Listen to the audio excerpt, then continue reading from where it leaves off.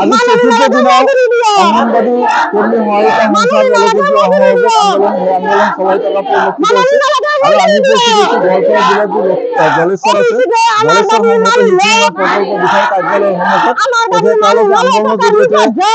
ৰাষ্ট্ৰক উত্তাল কৰা পৰিলক্ষিত হৈছে বিভিন্ন ধৰণৰ শ্লোগান পৰিলক্ষিত হৈছে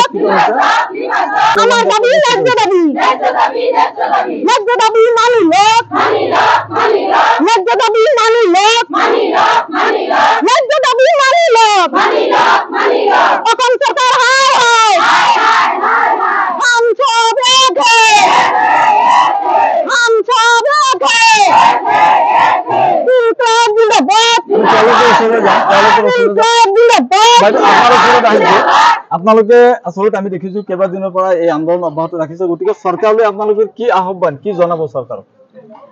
মেলাৰ জৰিয়তে আমি এইখিনি ক'ব খোজো আজি 15 তাৰিখৰ পৰা আমি এই সংগ্ৰাম চলাই আছো প্ৰতিবাদী কাৰ্যসূচী চলাই আছো কি কাৰণত চৰকাৰে নিশ্চয় জানে নিশ্চয় অৱগত হৈছে নিশ্চয় অৱগত হৈছে আমি এই প্ৰখৰ ৰ'দৰ মাজত যে আমি আজি কাৰ্যালয়ৰ সন্মুখত আমাৰ দাবীবোৰৰ কাৰণে যে আমি ইয়াতে প্ৰতিবাদ কাৰ্যসূচী চলাই আছো এই সংবাদ নিশ্চয় আমাৰ চৰকাৰে গম পাইছে কিন্তু আজিলৈকে আমাৰ চৰকাৰে আমাৰ চকুৰ পানে অলপ লক্ষ্য দিয়া নাই গতিকে আমি আমাৰ দাবী যিমান দিনলৈকে মানি লোৱা নাই এই সংগ্ৰাম চলাই যাম কিয়নো এতিয়াও সময় আছে আমাৰ এই না যে আমাৰ চৰকাৰক কৰজৰে অনুৰোধ কৰি আছো আমি অসম অংগনবাড়ী কৰ্মী সহায়িকা সংস্থাৰ তৰফৰ পৰা সমগ্ৰ অংগনবাড়ী কৰ্মী সহায়িকাই ইমান কষ্টৰ বিনিময় সাধাৰণ এই 6,000 টকাৰ বিনিময়ত চলিব নোৱাৰিছো আমাৰ পৰিয়ালৰ দুৰ্দশা হৈ গৈছে হান অসৰৰ দৰে হৈছে গতিকে আমি অসম চৰকাৰক বাৰম্বাৰ কৈ আছো আমাক মাননি ঢালনি মজুৰি দিয়ক প্ৰাপ্য মজুৰিটো আমাক দিয়ক সেইকাৰণে আমি কৰজৰ অনুৰোধ কৰি আছো তথাপি আজিলৈকে শুনা নাই যিমান দিনলৈকে আমাৰ চৰকাৰে আমাৰ এই দাবী ঘোষণা নিদিব সিমান দিনলৈকে আমি এই কাৰ্যসূচী চলাই যাম নিশ্চিতভাৱে এওঁলোকে যিমান চৰকাৰী যিমান কাম আছে তেওঁলোকে এটা কথা উল্লেখ কৰিছে যে আমি কামত কোনো ধৰণৰ অৱহেলা নকৰো কিন্তু তেওঁলোকৰ যি ন্যূনতম দৰমহা বা মজুৰি সেইখিনি তেওঁলোকে বিচাৰিছে বাইদেউ আপোনাৰ ওচৰত আহিছো গতিকে আজিৰ দিনত চৰকাৰলৈ কি আহ্বান জনাব আজিৰ দিনত আজি আমাৰ 4দিনীয়া কাৰ্যসূচী চলি আছে আৰু কিমান দিন চলিব আমি ক'ব নোৱাৰো গতিকে চৰকাৰে নিশ্চয় খবৰ পাইছে নিউজটো সদায় চৰকাৰে দেখে কিন্তু আমি মাইকী মানুহৰ চাকৰি কৰি ইমান কষ্ট অংগনবাড়ী ওয়াৰ্কাৰ হেল্পাৰ যে কিমান কষ্ট সেইটো চৰকাৰে ভালকৈ জানে নজনা এটা কথাও নাই কিন্তু চৰকাৰে আসলতে আমাৰ অংগনবাড়ী ওয়াৰ্কাৰ হেল্পাৰ নেগলিজেন্সি কৰি আছে গতিকে আমি অনুৰোধ জনাইছো বাৰে বাৰে অসম চৰকাৰক আমি অনুৰোধ জনাইছো হিমন্ত বিশ্ব শৰ্মা ডাঙৰীয়াক যাতে অতি সোনকালে আমাৰ